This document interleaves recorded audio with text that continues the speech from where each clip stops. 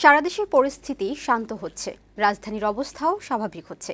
খুলেছে অফিস, আদালত, দোকানপাট। শিক্ষা প্রতিষ্ঠান খুললেও শিক্ষার্থীর উপস্থিতি নেই বললেই চলে। সড়কে বাড়ছে গাড়ি চলাচল, ব্যক্তিগত গাড়ি কম থাকলেও যাত্রীবাহী বাসের সংখ্যা বাড়ছে। সকালে রাজধানীর সড়কে দেখা মেলেনি ট্রাফিক পুলিশের। কোথাও কোথাও সেনাবাহিনীর সদস্য, শিক্ষার্থী ও সাধারণ মানুষ রাস্তার মোড়ে দাঁড়িয়ে গাড়ি নিয়ন্ত্রণ করতে দেখা যায়।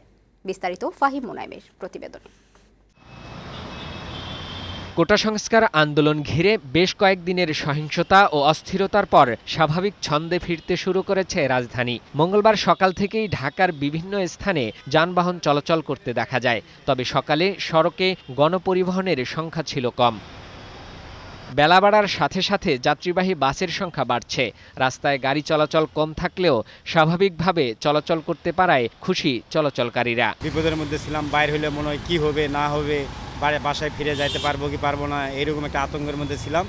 এগুলো আমাদের আর নাই, ভয় নাই, এক কথায় ভয় নাই। রাস্তা সব জায়গায় ক্লিয়ার, মনে করেন সব জায়গায় যাইতে পারতাছি, কেউ কোনো বাধা নাই। সকাল থেকে রাজধানীর সড়কে দেখা মেলেনি ট্রাফিক পুলিশের, তবে গাড়ি করে টহল দিতে দেখা যায় সেনাবাহিনীর সদস্যদের।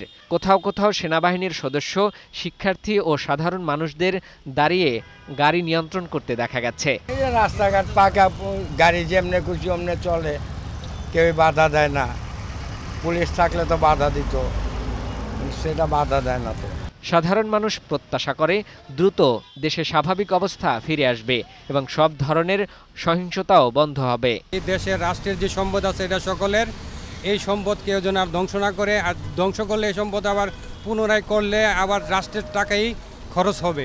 নতুনভাবে যাতে শুরু করতে পারে, দুর্নীতিমুক্ত বাংলাদেশ হয়, সেক্ষেত্রে সবার জন্য লক্ষ্য রাখি। ধ্বংসযোগ্য থেকে আমরা ফিরে আসি, আমরা কোনো রকম ধ্বংস দিকে যাব না, কারণ এটা তো আমাদের দেশের সম্পদ। আমাদের দেশের সম্পদ রক্ষা করার দায়িত্ব আমাদের জনগণেরই। খুলেছে অফিস, আদালত, দোকানপাট। শিক্ষা প্রতিষ্ঠান খুললেও শিক্ষার্থীর উপস্থিতি নেই বললেই চলে।